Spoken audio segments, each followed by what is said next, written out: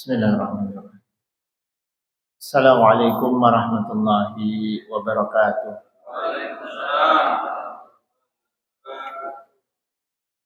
Alhamdulillah. Alhamdulillahilladzi an'amana bi ni'matil iman wa an'amana bi ni'matil islam wa an'amana bi ni'matil ukhuwah. Asyhadu an la ilaha illallah wahdahu la syarika lah.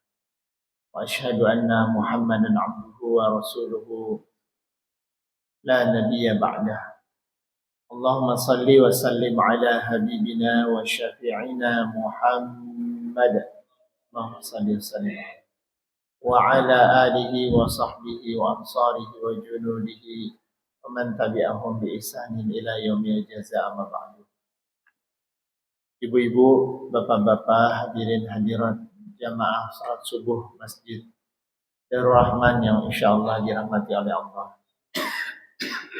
Puji syukur marilah sama-sama kita panjatkan kehadirat Allah Subhanahu wa taala, karena sampai detik ini kita masih bisa merasakan begitu banyak nikmat yang terlimpah pada kita semua. Nikmat iman, nikmat Islam, nikmat sehat, dan nikmat-nikmat lain yang begitu banyak jumlahnya. Kita diberikan kesempatan untuk terus dapat melaksanakan ketaatan kepada Allah. Kita bisa keluar dari kenyamanan kita, nikmatnya tidur, berkemul bersama bantal dan selimut, berangkat ke masjid dalam rangka ketaatan kepada Allah Subhanahu wa taala. Kita bisa merasakan kenikmatan salat berjamaah, merasakan kenikmatan yang mungkin Bapak Ibu jarang menyadarinya. Kenikmatan merasa terpanggil untuk datang ke masjid. Begitu kita melihat jam, ini sudah mendekati waktu sholat. Kita sudah gelisah, segera pengen datang ke masjid memenuhi panggilan Allah. Segera bercengkerama dengan Allah Subhanahu wa taala melalui keluhan-keluhan kita di dalam salat. Kita bisa merasakan kenikmatan sujud, ruku, berlama-lama di dalam salat. Ini adalah kenikmatan yang luar biasa yang Allah berikan kepada kita. Tidak semua orang merasakan kenikmatan salat berjamaah, sehingga panggilan Allah lewat begitu saja. Salat tidak menjadi bagian dari kebutuhan dia. Maka semoga kita berdoa kepada Allah, semoga sisa usia kita insyaallah dalam ketaatan kepadanya. Salawat serta salam tak lupa kita sampaikan kepada qudwah hasanah, contoh teladan bagi seluruh umat manusia, baginda Rasulullah sallallahu alaihi wasallam beserta seluruh keluarganya, para sahabatnya, insyaallah termasuk kita para pengikutnya.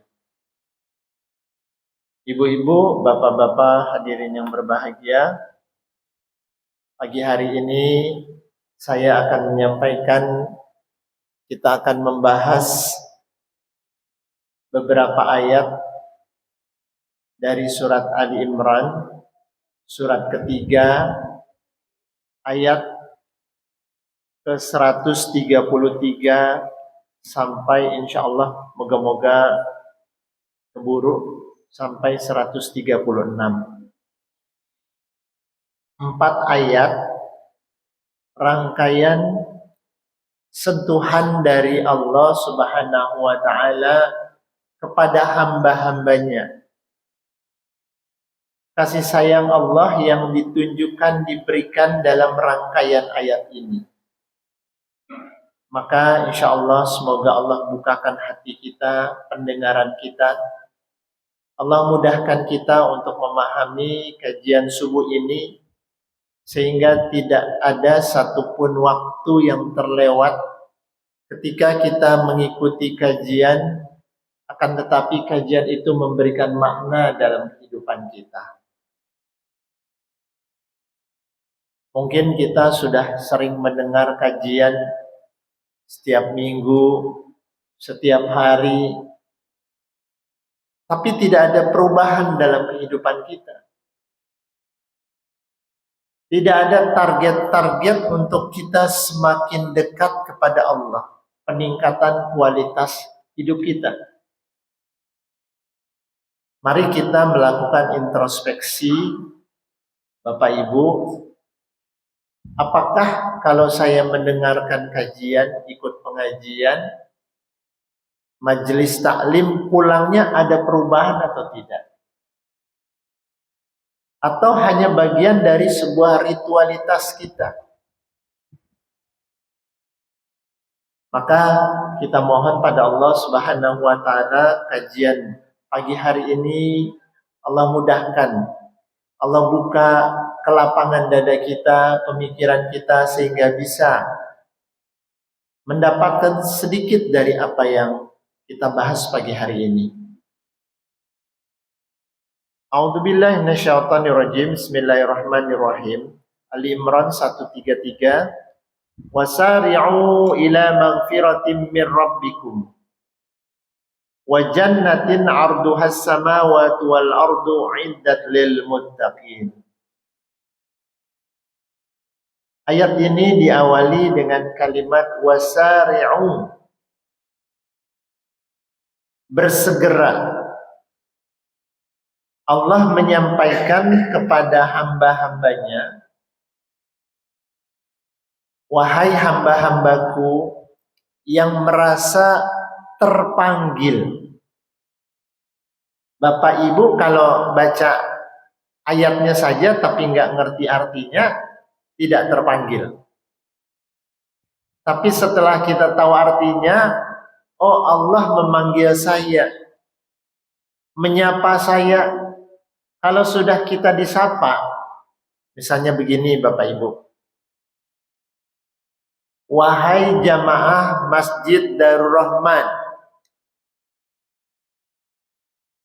Kalau di sini semuanya jamaah. Kalau pada satu ketika Bapak Ibu sedang berada di satu tempat, sebut saja misalnya Bapak Ibu sedang ke mall terbesar di Depok. Apa namanya Pak? Oh, Pak Haji udah tahu. Kita lagi belanja atau jalan-jalan saja ke mall. Mendadak dari pengeras suara menyebutkan kepada para pengunjung, ada pengumuman khusus bagi jamaah Masjid Darur Rahman. Mohon segera ke lobi. Kira-kira yang bukan jamaah datang nggak? Enggak. Yang diseru saja, yang merasa terpanggil saja. Kebetulan Al-Baini lagi ada di mall tersebut. Jamaah Masjid Darur Rahman. Langsung kita mikir, ada apa ya? Kan gitu. Siapa aja, mau yang tua, yang muda, yang cantik, yang ganteng, yang banyak duitnya, nggak ada duitnya, yang punya hutang, sama yang banyak hutang. Jamaah Masjid Darur Rahman mohon ke lobi. Kita buru-buru datang. Ada sesuatu. Sama persis itu Allah memanggil kita. Wasari'u, wahai hamba-hambaku, bersegeralah. Ila maghfiratim mir rabbikum, kepada ampunan Tuhanmu. Kita diingatkan untuk apa? Ila magfiratin, kepada ampunan Tuhanmu. Allah memberikan ampunan kepada seluruh apa yang telah kita lakukan, aktivitas kita. Segera, wahai hamba-hambaku, mau bertaubat enggak? Minta ampun terhadap seluruh kesalahan, seluruh perbuatan dosa yang dilakukan. Ayo hambaku, minta ampun segera. Kenapa? Ada balasan, ada sesuatu Allah sediakan kepada mereka yang bersegera minta ampun. Sebelum ada ajal, sebelum ajal datang, Allah memanggil kita, ayo segera nih sebelum kalian meninggal, segera tobat, segera tinggalkan segala kemaksiatan yang kamu sadari maupun yang tidak kamu sadari. Allah sediakan buat mereka-mereka yang bertaubat, mereka-mereka yang mendapatkan ampunan dari Allah, wa jannatin, bersegera untuk mendapatkan surga. Surganya Allah, arduhas samawati wal ardh, yang luasnya seluas langit dan bumi. Masya Allah, Bapak Ibu, nggak kebayang ini sebagai gambaran menurut para mufassir. Arduhas samawati wal ardh, ini penggambaran luasnya surga, seluas langit dan bumi. Bapak Ibu, kalau kira-kira dikasih rumah Bapak Ibu, kamar Bapak Ibu seluas ruangan ini, kamarnya saja. Rumahnya kayak gimana tuh? Ini naruh tempat tidurnya saja sudah di sini satu. Ini satu ruangan cuman kamar Bapak Ibu saja, bukan rumahnya, kamarnya saja. Ini aja bisa semua perlengkapan perabot rumah ada di dalam ruangan ini. Tapi ini satu kamar saja ini. Bagaimana ruang tamunya? Bagaimana ruang keluarganya? Bagaimana toiletnya? Bagaimana rumahnya sendiri? Gede banget. Yang dipikirin sama Pak Wahyu, gimana Bapak Ibu? Ngebersihinnya gimana? Nah, ngepelnya gimana? Ya Allah, capek. Allah memberikan janji, surga itu digambarkan untuk memudahkan kita. Itu luasnya seluas langit dan bumi, lega banget. Jadi nggak ada itu yang namanya masuk surga itu empet-empetan istilahnya. Dorong-dorongan, enggak. Ini luas banget rahmat yang Allah berikan kepada hamba-hambanya. Masih juga nggak mau. Uiddat lil muttaqin, disediakan untuk orang-orang yang bertakwa. Sudah pernah kita bahas pada pertemuan yang lalu. Apa itu takwa? Semoga Allah memasukkan kita, mereka-mereka yang duduk di majelis pagi ini, dalam kelompok orang-orang yang bertakwa. Amin, amin ya rabbal alamin. Di ayat berikutnya Allah memberikan gambaran ciri-ciri orang yang bertakwa. Nah, ini yang menarik nih Bapak Ibu. Moga-moga kita ada di dalamnya. Siapa orang yang bertakwa? Sebelumnya sudah pernah kita bahas di awal surat Al-Baqarah. Banyak sekali Allah memberikan gambaran ciri-ciri orang bertakwa. Nah, sekarang di Ali Imran 133 sampai 136 ini Allah menggambarkan orang yang bertakwa nih. Seperti apa? Mari kita lihat. Alladzina yunfiquna fis sarra'i wad-dharra. Orang yang bertakwa itu adalah orang yang senantiasa yunfiquna, menginfakkan hartanya. Kalimatnya Allah menggunakan fi'il mudhari'. Kalau dalam bahasa Inggrisnya itu present continuous tense. senantiasa fisarra wadharra, di dalam keadaan lapang maupun sempit. Punya duit 10.000, infak 1.000. Punya duit 100.000, infaknya 10.000. Punya duit 10 juta, infaknya 10.000 juga. Nggak ada nilainya. Mampu nggak seseorang itu dalam kondisi susah, sakit, senang, yang dia pikirkan saya belum berinfak pagi ini. Nggak ada uang, apa yang bisa saya infakkan? Oh, saya infaknya mengucapkan salam saja deh. Berbuat baik, membantu teman kita, atau merapikan sendal, atau yang sudah kita nggak bisa dapat, anak-anak yang nganterin ini gorengan ini, udah dilirik dari tadi, mainkan saja nggak apa-apa. Udah dimulai oleh ketua masjid, silakan sah, ya sudah boleh, ya karena kita nunggu dari tadi nih. Ayo, karena sudah lontong sudah dibuka, silakan bapak ibu boleh lanjut daripada tidur kan. Betapa sulitnya bapak ibu kita mengelola. Digambarkan itu orang-orang pelit itu adalah orang yang tangannya ke belakang. Masih ingat kisah yang pernah saya gambarkan, Qorun ya. Qorun yang digambarkan pula di dalam Al-Quran, dia pada saat susah, miskin, gak punya uang, minta didoakan. Setelah didoakan oleh Nabi Musa, apa yang terjadi? Dia ternyata dengan izin Allah, hartanya banyak. Digambarkan gudang-gudang hartanya, kuncinya saja, kuncinya. Itu untuk ngangkat kuncinya itu dibutuhkan orang-orang banyak yang besar-besar. Ngangkat kuncinya aja, jangan punya gambaran kuncinya itu sebesar apa. Banyak, mungkin Allahu a'lam bishawab. Untuk ngangkat kuncinya aja dibutuhkan orang-orang kuat. Jadi kira-kira seperti apa banyaknya harta si Qorun ini.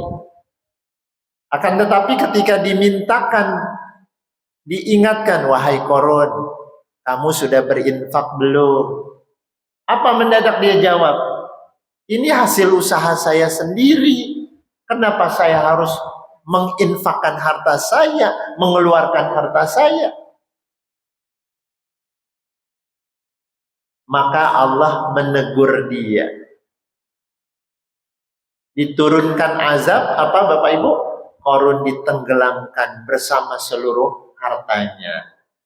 Jadilah kisah pengantar tidur. Ya, padahal ada sebenarnya kalau kita lagi gali nemu sesuatu yang berharga, nih harta karun. Asalnya dari Qorun. Ketemu harta karun. Nah, Allah mengingatkan kita, alladzina yunfiquna fis sarra wad dharra. Orang-orang bertakwa itu adalah mereka yang senantiasa berinfak dalam kondisi lapang atau sempit, susah, senang, sakit, malam, dan tidak karena pengen dilihat oleh orang lain. Sudah juga pernah kita bahas 7 golongan orang yang dijamin mendapatkan naungan oleh Allah di hari kiamat nanti. Masih lupa atau sudah nggak ingat Bapak Ibu? Kira-kira masih lupa atau sudah nggak ingat? Masih ingat. 7 golongan, salah satunya adalah apa? Jadi mereka yang dapat VVIP nanti di hari pembalasan nanti. VVIP itu fasilitas khusus. Itu salah satunya adalah orang yang berinfak dengan tangan kanannya, tangan kirinya nggak tahu. Caranya gimana, Bu? Biar tangan kanannya infak, tangan kirinya nggak tahu, taruh ke belakang. Nah, maksudnya bukan itu. Nih, kata Pak Ustadz dalam hadis itu, yang mendapatkan fasilitas dari Allah di akhirat nanti adalah mereka yang berinfak. Tangan kanan infak, tangan kiri nggak tahu begini. Maksudnya adalah infaknya itu tanpa pamrih, tidak pengen dilihat. Makanya saya selalu ingatkan Bapak Ibu, kalau kita berinfak nggak usah pengen diumumkan. Nanti khawatir jadi nggak dapat nilainya, nggak dapat pahalanya. Jadi ria. Ria itu tipis banget Bapak Ibu. Tipis banget. Ya, sering kita lihat, mungkin ada di antara teman-teman kita, kalau di sini nggak ada ya. Insya Allah nggak ada. Teman-teman kita, saudara kita, tetangga kita pas dapat umroh, haji, setiap aktivitasnya diabadikan, masukin Instagram. Sampai pada saat melempar jumroh itu diabadikan, masukin. Jadi maksudnya apa? Tipis banget. Khawatir apa Bapak Ibu? Khawatir kita pengen menunjukkan kepada orang-orang, ini loh saya sedang ibadah haji, ini loh saya sedang umroh, selfie di depan Ka'bah. Boleh nggak Bapak Ibu selfie di depan Ka'bah? Boleh. Yang nggak boleh gimana? Diposting. Ini kalau dikirim ke grup keluarga, yang berangkat ayah dan ibunya, di rumah anaknya doain, nungguin, ya 3-4 orang anaknya sama orang tuanya. Kira-kira ada ria nggak kalau kita ngirim ke anak? Enggak. Nah, alhamdulillah ayah sudah selesai nih melaksanakan ibadah umroh. Pasti nggak ada ria Bapak Ibu, insya Allah. Tapi begitu kita postingnya di Instagram yang bisa diikuti oleh banyak orang, jadi lain masalahnya. Maka bagaimana kita mengelola hati kita? Sekecil apapun, tutup perbuatan baik kita. Karena kita sedang berbisnis dengan Allah Subhanahu wa Ta'ala. Kita bukan berbisnis dengan manusia.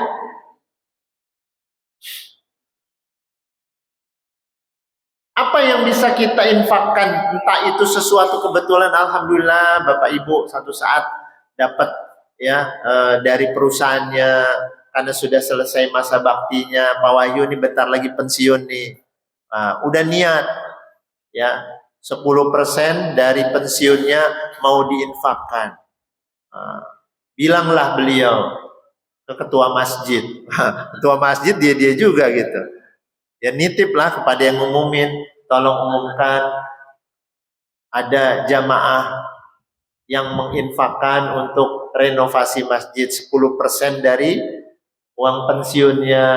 Tidak disebutkan namanya, hamba Allah, alamatnya lengkap. Jalan ini, ya sama aja bohong Bapak Ibu. Oh si itu toh. Ini yang disebut dengan infak yang ikhlas itu dalam hadis 7 golongan yang mendapatkan fasilitas VVIP dari Allah Subhanahu wa Ta'ala. Mau nggak Bapak Ibu? Kita aja di dunia pengen dapat VVIP kan?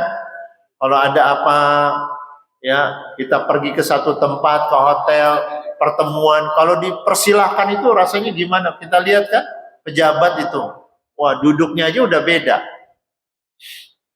Kalau VVIP di pesawat udah beda. Dan seterusnya. Apalagi nih VVIP di akhirat. Gampang banget. Yaitu salah satunya apa? Infak yang tidak diketahui oleh orang lain. Lanjut ya Bapak Ibu. Wal kazibinal ghaidha wal 'afina 'anil nas. Ciri-ciri orang bertakwa yang kedua adalah wal kazibinal ghaidha, yaitu orang-orang yang mampu menahan marahnya. Wal 'afina 'anil nas, dan memaafkan orang lain yang berbuat zolim kepada dia. Nah, ini menarik nih, wal kaziminal ghaidha, menahan marah. Jadi ciri-ciri orang bertakwa kedua Bapak Ibu, mengontrol emosinya. Udah sering kayaknya saya bahas ya. Yang namanya akhlak itu pada pukulan pertama.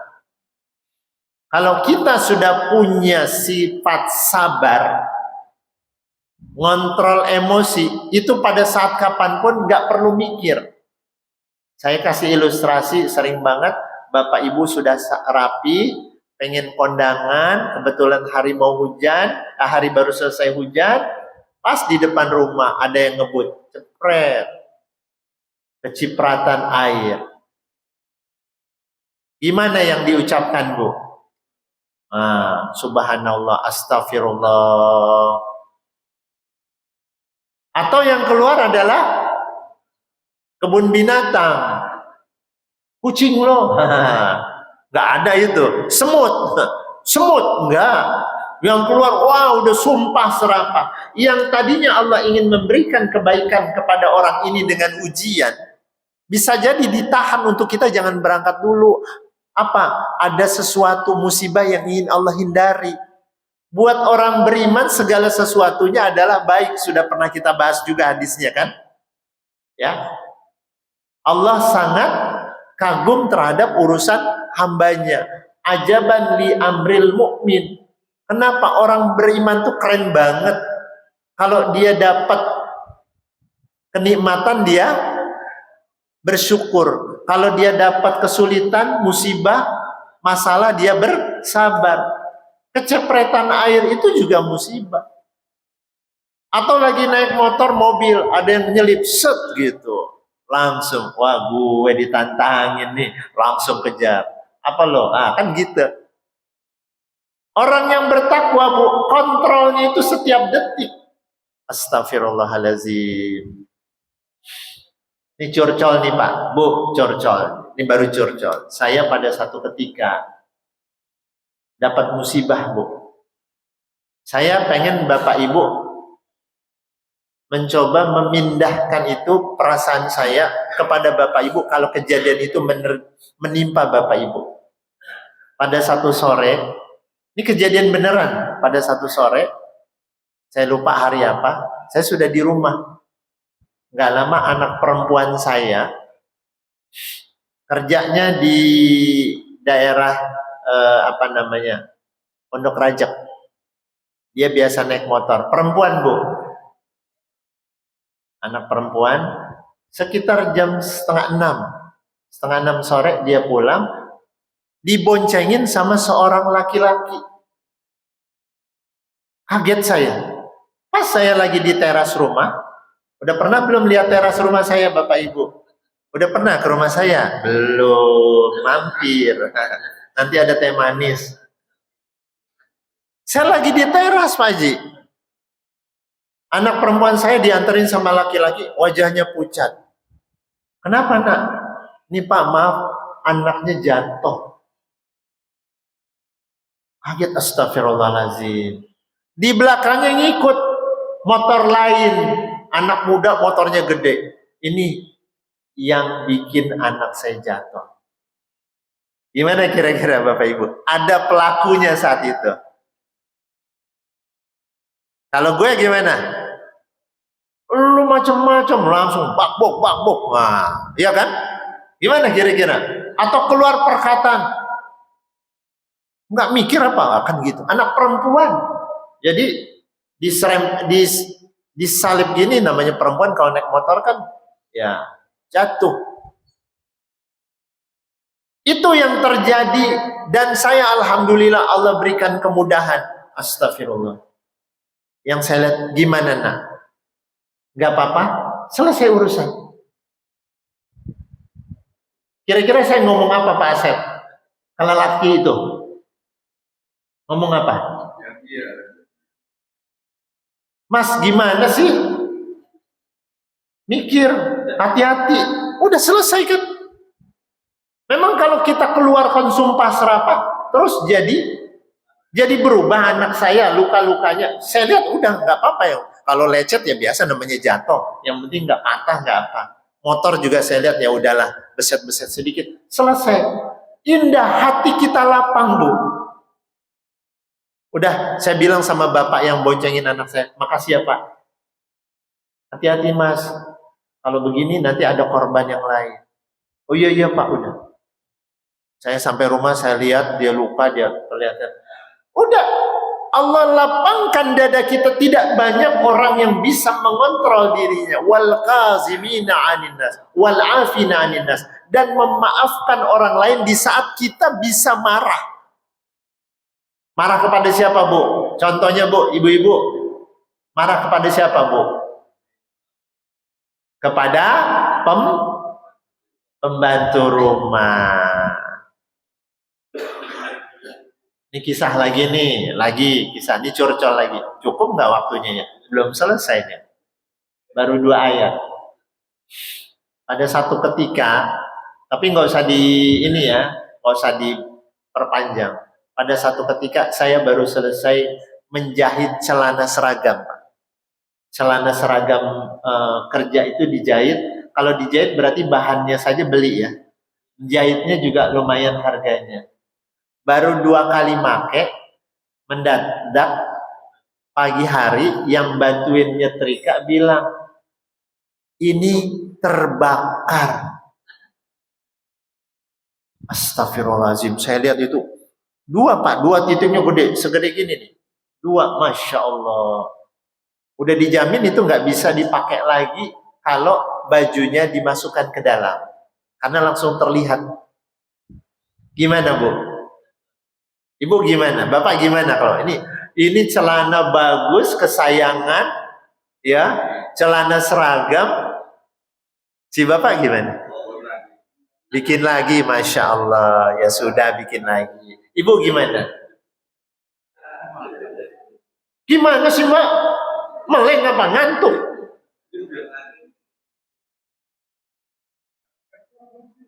Kita bisa marah pada saat itu. Tapi ciri-ciri orang bertakwa adalah apa? Allah gambarkan itu tadi, wal kaziminal ghaiza, menahan marahnya. Di saat kita bisa marah, kita bisa marah kepada, kalau yang suami bisa marah kepada bapak, bisa marah kepada istri, kepada anak, ibu bisa marah kepada anak, kepada pembantu. Mampu nggak gitu? Wal afina 'anil nas, dan memaafkan kesalahan orang yang menzolimi kita. Oh dia ya ternyata yang bikin gue jadi kayak gini. Ya sudahlah. Sama, kalau saya marah kepada yang bantu kita, dia sudah bantu, nggak akan menjadikan celana ini kembali lagi. Mampu nggak mengontrol ini? Allah gambarkan ini adalah orang-orang yang bertakwa. Gini loh hambaku, kata Allah. Bisa nggak? Banyak nanti kejadiannya, mulai belajar dari sekarang. Ya, sendal diumpetin. Sekarang udah nggak bisa ngumpetin sendal, orangnya udah kagak ada. Alhamdulillah orangnya sih easy going kalau bahasa Inggrisnya itu. Apa bahasa Indonesianya easy going? Santai aja gitu. Enggak pendendam. Lah kalau orang pendendam, emosi. Siapa yang ngumpetin sendal gue? Udah ketemu ditendang lagi. Masya Allah, bener-bener deh. Jamaah Darul Rahman indah banget. Kekeluarganya itu yang keren. Ketawa dalam penderitaan orang lain. Masya Allah. Bisa nggak Bapak Ibu menahan kita di saat kita bisa marah? Ini adalah ciri-ciri orang yang bertakwa. Saya bahas beberapa hadis yang menggambarkan betapa besarnya manfaat orang-orang yang bisa mengontrol emosinya. Dalam beberapa asar dikatakan Allah Ta'ala berfirman, wahai manusia, ini hadis, ingatlah kepadaku jika kamu marah, maka aku akan mengingatmu bila aku murka, sehingga aku tidak akan membinasakanmu sebagai orang yang kubinasakan. Masya Allah. Jadi pada saat kita mau marah, Bapak Ibu, ingat Allah. Islam mengajarkan kita gimana Bapak Ibu? Kalau kita sedang emosi, berdiri, ubah posisi duduk. Duduk masih marah, rebahan. Masih juga berwudu. Kalau kita tidak bisa mengontrol emosi kita, ini keluar, setan akan mengontrol diri kita. Ada nggak orang marah itu ngomongnya lembut? Ada. Kamu gimana sih? Itu namanya ngerayu. Kesel sama istri, mama gimana sih? Itu bukan marah, langsung naik. Ketika naik emosi kita udah nggak terkontrol, udah keluar perkataan-perkataan yang bisa jadi menyakiti orang tersebut. Dan kita akan menyesal nanti setelah apa? Setelah selesai, pada saat sudah reda, ya Allah kenapa saya ngomong gini? Tapi udah nggak bisa ditarik Bapak Ibu. Kalimat yang kita ucapkan sudah nggak bisa ditarik. Kita nyesal. Makanya Allah memberikan gambaran, kalau kamu ingat aku, ingat Allah bila aku marah, bila kalian marah, maka aku akan ingat kamu ketika pada saat aku murka, maka aku akan mengawal itu, tidak akan membinasakanmu. Dari Abu Hurairah, Rasulullah SAW bersabda, "Laisa syadidu bisura'ati walakinna syadid alladhi yamliku nafsahu indal ghadab." Yang disebut orang yang kuat, pemberani itu bukan orang yang bisa menaklukkan musuhnya dalam gulat. Ini kuat, ngangkat barbel. Berapa ngangkat barbel? Orang dari Roman berapa kuatnya? 3 kilo. 3 kilo, 5 kilo beras. Ada kita atlet kan, atlet angkat berat 100 kg. Itu bukan orang kuat. Yang disebut orang kuat adalah orang yang mampu menahan amarahnya pada saat dia punya kesempatan untuk marah. Masya Allah. Nih, pagi ini sudah mulai ngontrol Bapak Ibu. Berarti saya harus menahan diri untuk tidak marah kepada siapapun. Pada istri, pada anak, pada pembantu, dan seterusnya. Dari Harithah bin Qudamah, dia bertanya kepada Rasulullah, "Ya Rasulullah, ajari aku sebuah ungkapan yang bermanfaat bagimu, dan singkatkanlah ungkapan itu supaya aku dapat memeliharanya." Rasulullah bersabda, "Jangan kamu marah." Ini diulangi lagi, kita masih ingat kan? Sahabat yang bertanya, 3 kali ditanya, "Berikan aku nasihat." Rasulullah hanya menjawab, "La taghdab, la taghdab, la taghdab." 3 kali, jangan kamu marah. Walakal jannah, dan bagi kamu surga. Masya Allah. Cuman ngontrol marah saja kok bisa dapat surga? Karena apa? Seterusnya kita mampu mengontrol diri kita dalam kondisi apapun. Termasuk Bapak Ibu ngantuk, maksain bangun untuk pergi ke masjid. Padahal kan bisa nanti sholat subuh juga nggak apa-apa. Nanti kalau udah bangun jam 5, setengah 6 bangun.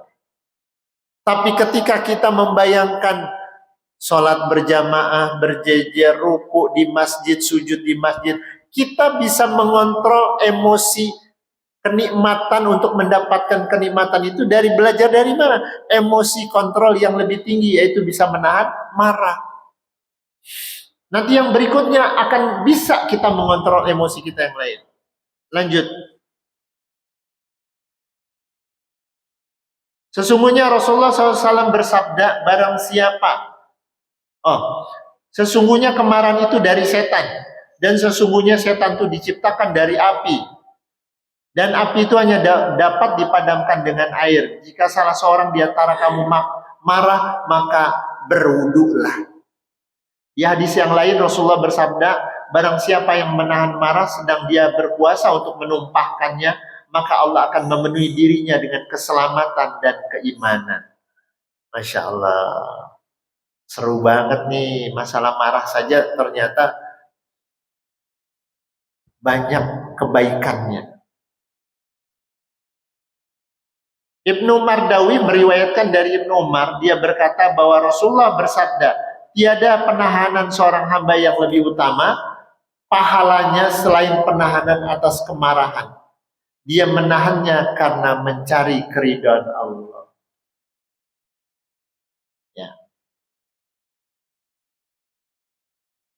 Firman Allah Ta'ala yang memaafkan manusia, wal afina 'anil nas, yaitu mereka yang memaafkan orang yang menzoliminya sehingga di dalam dirinya tiada niat untuk membalas dendam kepada siapapun.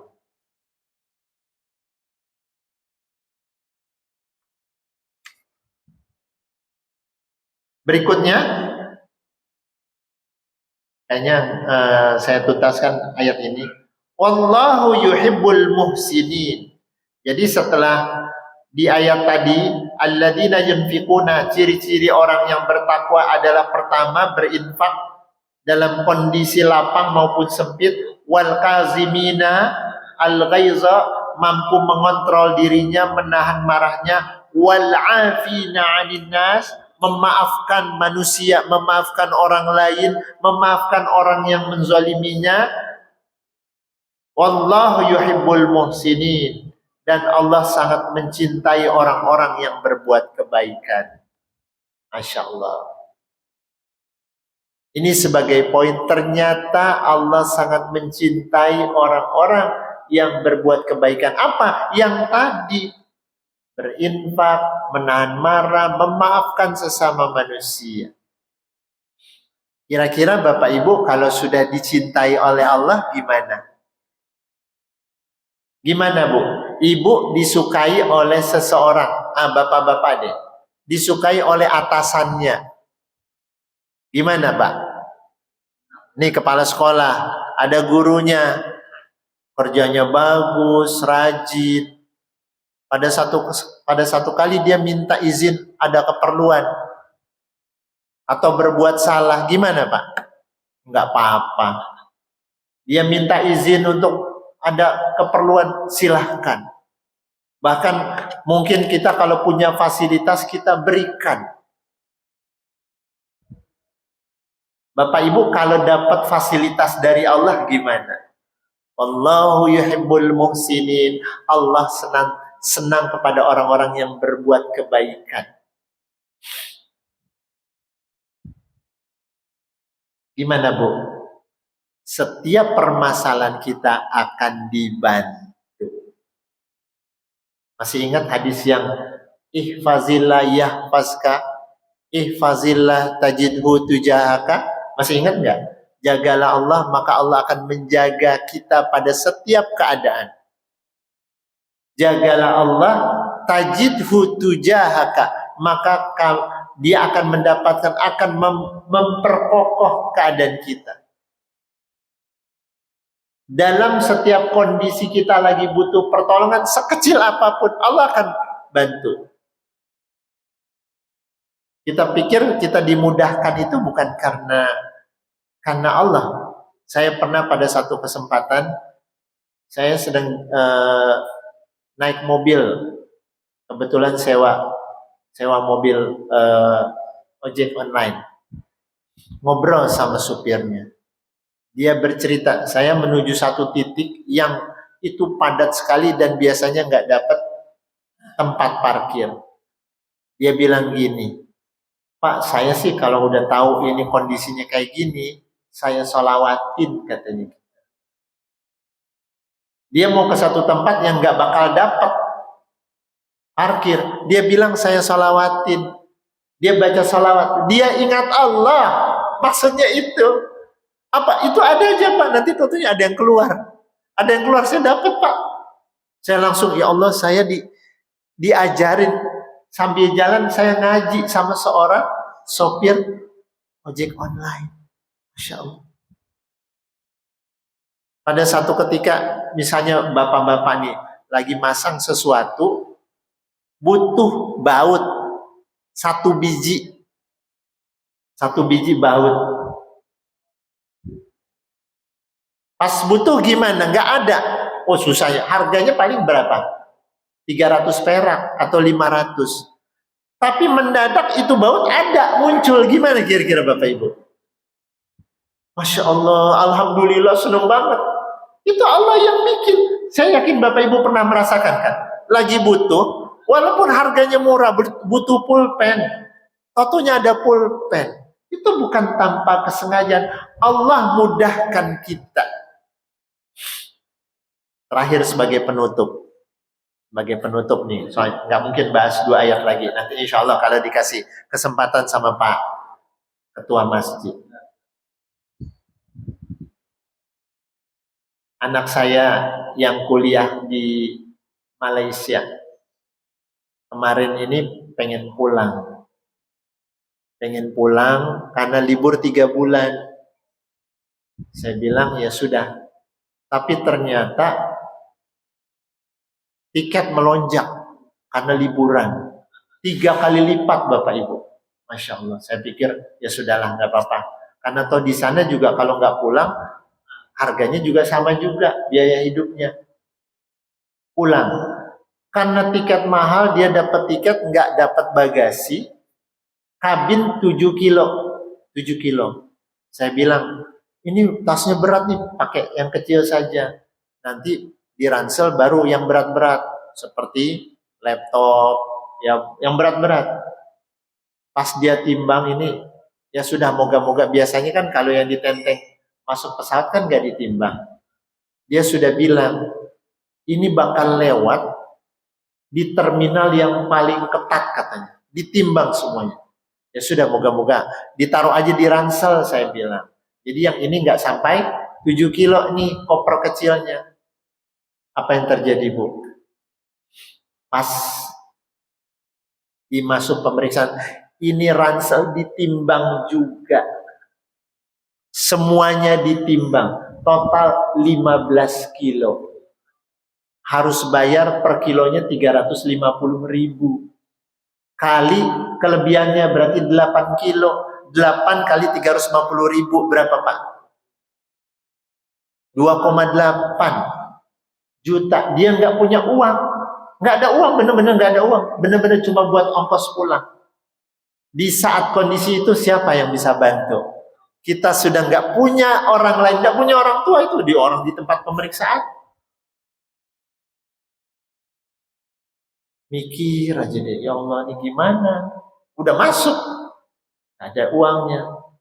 Allah yang bermain di situ Bapak Ibu. Allah yang turun tangan. Ketika kita senantiasa ingat kepada Allah, Allah akan ingat kita. Petugas yang ngurusin ini mendadak ada urusan ditinggal anak saya, ditinggal, terus dia ada petugas yang lain, orang India, disamperin sama anak saya, dia ngomong pakai bahasa Melayu. Pak, ini udah saya terjemahin ya Bapak Ibu, karena kalau bahasa Melayu nanti dikira Ipin Upin lagi saya. Pak, ini saya pelajar mau pulang, saya nggak punya uang, ini koper saya melebihi, gimana Pak? Oh gitu ya, ya sudah ikut saya lewat pemeriksaan, selesai Bapak Ibu. Masya Allah, tidak perlu bayar. Terfikir nggak Bapak Ibu, kita pada kondisi terjepit, entah itu sakit, masalah ekonomi dan lain sebagainya, ketika tidak ada pertolongan lain kecuali pertolongan Allah Subhanahu wa taala, maka bagaimana kita senantiasa ingat pada Allah. Disinilah Allahu yuhibbul muhsinin. Ketika Allah sudah mencintai kita, Allah akan berikan kemudahan-kemudahan dalam setiap urusan kita. Ini yang menjadi poin bagi kita pada pagi hari ini. Semoga 2 ayat ini memberikan semangat kita untuk terus memperbaiki diri kita, mendekatkan diri kita kepada Allah Subhanahu wa taala. Ini yang dapat saya sampaikan. Saya kembalikan kepada MC Bila Taufiq Hidayah. Assalamualaikum warahmatullahi wabarakatuh. Alhamdulillah.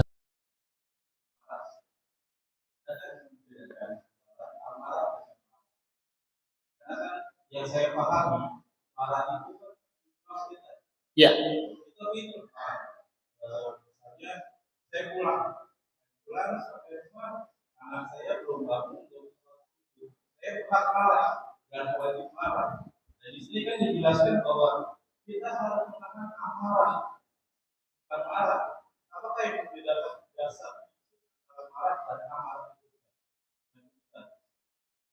Waalaikumsalam warahmatullahi wabarakatuh. Masya Allah, pertanyaannya luar biasa. Masih ada lagi? Oh, satu dijawab atau dikumpulkan dulu? Silakan. Dijawab dulu. Belum? Ya, nanti mungkin ibu-ibu ada. Bapak Ibu, betul fitrah kita itu marah. Marah itu fitrah. Marah, sedih. Marah itu bisa kita luapkan. Amarah itu berasal dari dalam. Bagaimana kita mengontrol amarah, mengontrol emosi kita. Rasulullah itu adalah sosok teladan buat kita bagaimana dia juga bisa marah. Gimana Rasulullah marahnya? Terlihat perubahan wajahnya. Kalau kasus tadi kita pulang, ternyata anak masih tidur, belum sholat. Apa yang layak kita sampaikan Bapak Ibu? Kita marah kan? Tapi apa yang bisa kita lakukan? Menahan marahnya dengan cara apa? Ya sudah, mengontrol lisan kita, mengontrol amarah kita. Marah kita marah, tapi tidak dengan emosi. Kita kesel nih, diserobot orang, jebret, motor kita jatuh. Apa yang terjadi Bapak Ibu? Kita bisa melakukan apapun. Tapi karena kita mampu mengontrol amarah kita tetap marah. Tapi dalam kontrol emosi. Bahasanya tertata. Ya seperti kasus anak saya tadi. Saya marah. Tapi saya masih bisa mengontrol amarah saya. Kalau nggak bisa ngontrol gimana? Samperin apalagi anak muda. Anak muda banget itu. Ya, samperin kan bisa ditabuk sekalian kan. Kalau di Indonesia gimana? Itu ketangkep maling ayam, bukan bonyok, dibakar. Dibakar. Orang sudah amarahnya nggak terkontrol di situ. Kalau marah kan bisa, kamu gimana? Udah selesai. Serahkan pada polisi yang berwajib. Tapi karena ini marah, apalagi yang sekarang begal-begal itu kan habis itu. Licin itu mukanya udah nggak karuan bentuknya. Kenapa? Ya emang kesel juga sih. Udah berapa korbannya? Udah ngebegal itu orang yang dibegal udah serem yang ngelihatnya, udah sadis banget. Tapi mampu nggak kita mengontrol? Khawatir kita emosi gara-gara tangan kita orang itu hilang nyawanya. Nah, dosanya kayak gimana? Tadinya kita bisa mendapatkan keberkahan dari musibah yang kita hadapi, tapi karena kita marah, keberkahan itu diangkat oleh Allah Subhanahu wa taala. Jadi tetap kita boleh silakan marah, tapi mampu mengontrol lisan kita. Gitu ya Bu, mengontrol lisan kita. Cari kalimat yang jangan sampai menyakiti. Kalimatnya anak belum tidur. Kan bisa, nak bangun kamu udah jam segini, marah, boleh kan? Tapi kalau kita dasar anak males, nah kita sudah memberikan stempel kepada anak kita, dasar anak malas, itu terekam kuat dalam kepala anak kita. Ketimbang kita cukup mengatakan, ini sudah jam segini, belum sholat juga. Kan ayah udah bilang dari kemarin. Sholat dulu baru tidur. Selesai kan? Tidak ada yang menyakiti anak tersebut. Bisa dipahami ya Bapak Ibu ya? Mengontrol amarah, tetap marah tapi dalam batasan kontrol. Ya? Ada lagi? Silakan. Oh, Pak Haji, silakan Pak Haji. Assalamualaikum warahmatullahi wabarakatuh. Waalaikumsalam warahmatullahi wabarakatuh. Ini terkait tentang sodako Bapak Ibu ya, ini pas sekali. Bapak Ibu, kita sedang renovasi masjid di atas, sedang dicat dan sudah mengelupas. Yang takut nanti gipsumnya lepas. Alhamdulillah beberapa jemaah baru sudah membantu, dan saya tidak sebutkan namanya tapi ya. Tapi alhamdulillah sudah masuk dan masih kurang Bapak Ibu ya. Bahkan kemarin tukangnya berhenti karena bahannya kurang. Jadi silakan terbuka lebar buat Bapak Ibu ini masjid kita, tempat ibadah kita, jangan sampai gara-gara air itu jatuh ya gipsumnya. Jadi di dalam forum ini kami menyeru pada Bapak Ibu silakan yang punya uang, punya apa diberikan supaya renovasinya cepat selesai. Saya Bapak Ibu Semoga Bapak Ibu kita rezeki yang halal, yang banyak, yang berkah. Amin, ya Allah. Assalamualaikum warahmatullahi wabarakatuh. Assalamualaikum warahmatullahi wabarakatuh. Ada ibu, mungkin ada. Oh, ada ibu-ibu. Ada tuh ibu-ibu.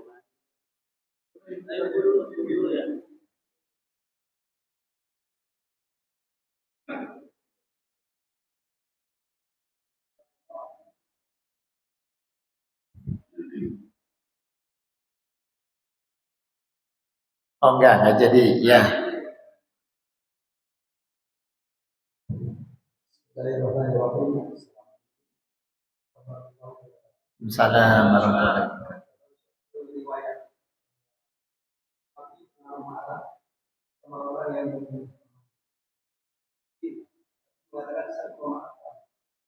Tapi saya tidak mau sama orang di dalam kehidupan sehari-hari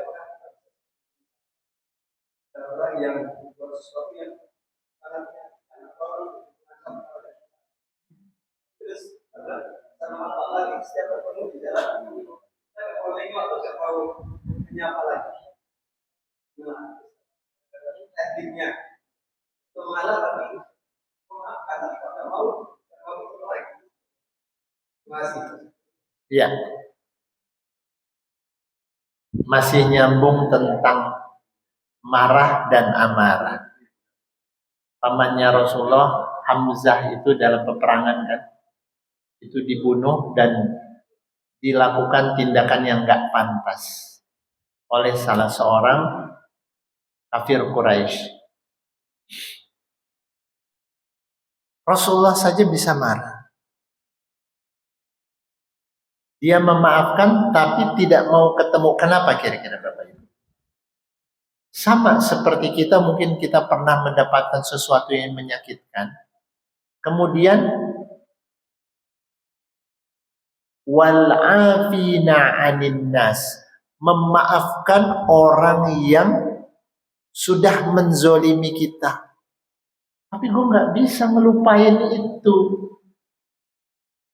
Udah nyakitin banget. Maka kita menghindari dalam rangka tidak menimbulkan dendam di dalam diri kita. Jadi yang disebut memaafkan sudah tidak ada dendam, udah saya maafkan. Tapi saya tidak mau ketemu orang itu dalam rangka apa? Saya tidak mau mengingat kembali kasus itu. Jadi tidak ada dendam. Yang disebut dengan tidak memaafkan itu ya, ntar satu saat, awas loh, gue maafin, tapi ntar kapan-kapan gue, lo jual, gue beli. Nah itu namanya tidak memaafkan. Masih ada dendam, masih ada perasaan setitik yang menjadikan penyakit di dalam diri kita, Bapak Ibu. Kan Allah menyampaikan kalau orang yang masuk surga itu orang yang hatinya lapang, bersih. Gimana kita mau masuk surga hatinya masih ada dendam? Maka dendam itu kita buang, udah saya lupakan. Tapi supaya saya tidak mengingat orang itu lagi, saya hindari. Jadi dalam rangka mengamankan diri kita, supaya saya nggak ingat lagi. Lah kalau ingat lagi ketemu orang itu gimana? Ingat lagi, akhirnya kita jadi sakit. Itu dalam rangka memperbaiki kejiwaan kita. Jadi mengontrol amarah kita, udah saya lupakan. Udah. Ciri-ciri kita memaafkan apa Bapak Ibu? Sudah kita lupakan. Tidak ada dendam, tidak ada apapun yang menjadikan kita ada keinginan untuk membalas kepada orang tersebut. Gitu ya, Bapak? Satu saat masih ingat itu manusiawi. Namanya manusia. Maka apa yang kita lakukan, ya Allah, berikan kemudahan saya untuk bagaimana saya bisa memaafkan orang lain. Masih ingat kisah yang pernah kita bahas juga? Seorang sahabat nih lagi begini nih, ngumpul ngaji gitu, kumpul bersama Rasulullah. Terus Rasulullah bilang, ini akan datang ahli surga. Datang. Dah. Para sahabat melihat nih orang biasa aja. Datang lagi beberapa waktu, sama akan datang ahli surga. Kebayang gak Bapak Ibu? sudah disebutkan ini ada orang yang akan masuk surga. Sampai 3 kali akhirnya pada satu kesempatan sahabat Umar bin Khattab penasaran. Wahai sahabat, saya boleh nggak silaturahmi ke rumah kamu? Saya pengen lagi ada masalah nih dengan istri saya. Saya pengen nginep. Kalau di Arab itu kita salah satu keutamaan mereka adalah menerima tamu dan tidur di rumah itu maksimal 3 hari. Oh silakan, ya. Akhirnya diterima, tidur. Dia perhatikan malam ternyata sahabat ini tidak bangun, tidak ada sholat tahajud. Dia bangun hanya menjelang subuh. Semua perilakunya selama 3 hari diperhatikan tidak ada yang istimewa. Gak ada tahajud yang berlebihan, tidak ada segala sesuatu yang menunjukkan dia punya keutamaan. Akhirnya hari ketiga, sahabat Umar nyerah. Wahai sahabatku, sebenarnya aku tidak ada masalah nih dengan istriku. Aku cuma teringat kata-kata Rasulullah akan datang seorang ahlu surga. Itu adalah engkau. Apa keutamaan engkau? Aku perhatikan 3 malam ini engkau tidak ada memiliki keutamaan apapun. Dia mikir apa ya? Aku tidak melakukan apapun. Tapi sebelum tidur, aku memaafkan semua orang yang pernah melakukan kesalahan padaku. Dimaafkan. Ya Allah, saya maafkan orang-orang ini, si fulan, si fulan, si fulan. Bapak Ibu sebutkan mungkin tadi siang Ibu beli mangga dibohongin gitu ya, beli jeruk dicampur, saya maafkan tukang jeruknya. Terus tadi apalagi kasus apa? Tadi Bapak nyakitin saya, suami nyakitin saya maafkan. Tidak ada dendam pada sahabat ini. Ternyata Allahu yuhibbul muhsinin. Allah jamin dia sudah masih hidup saja sudah dijamin masuk surga. Gitu Pak.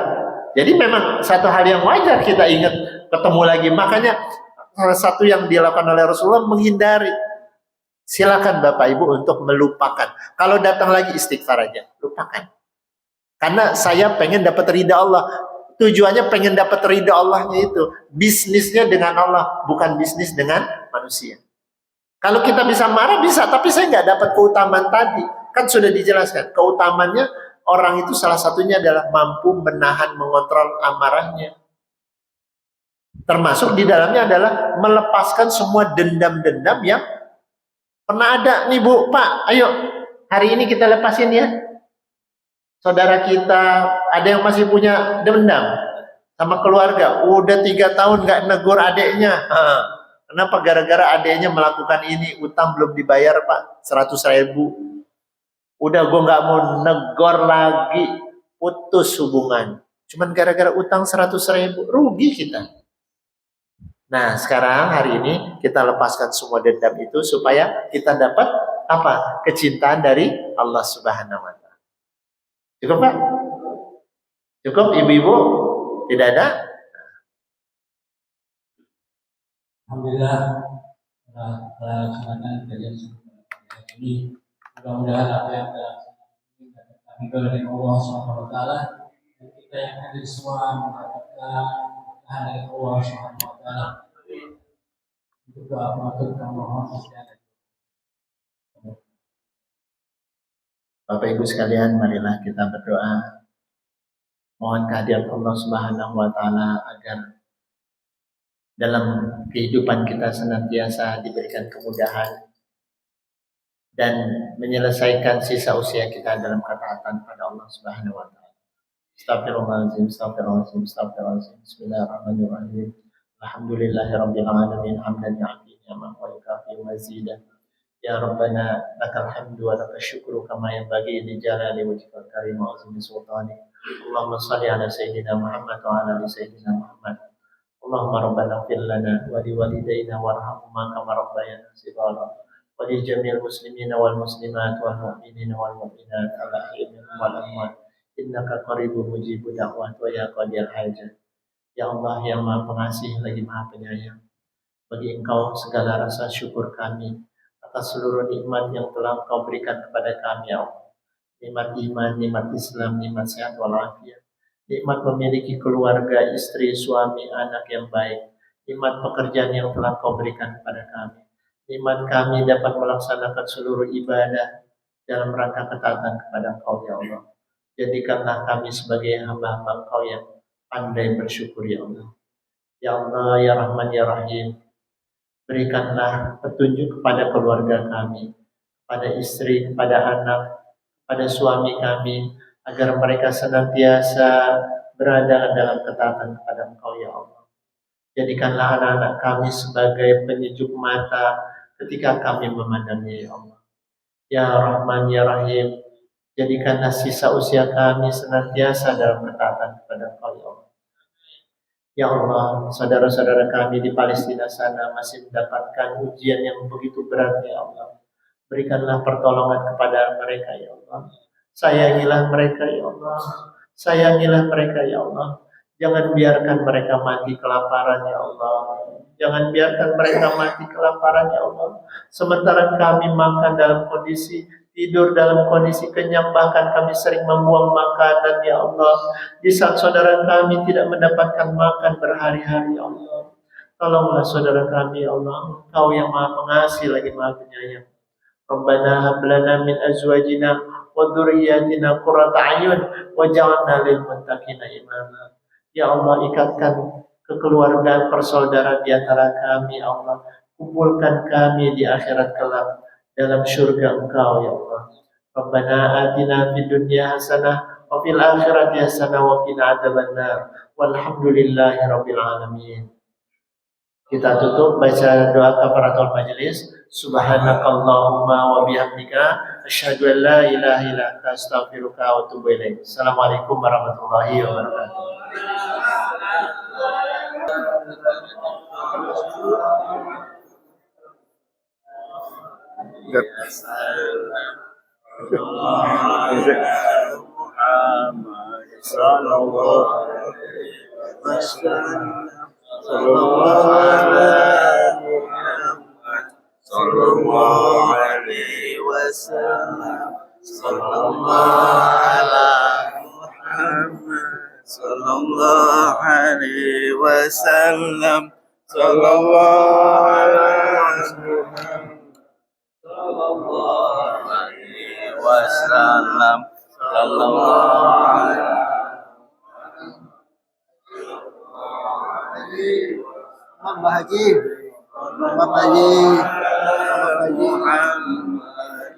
Rabbi salli wa sallim, Allahumma salli wa sallim.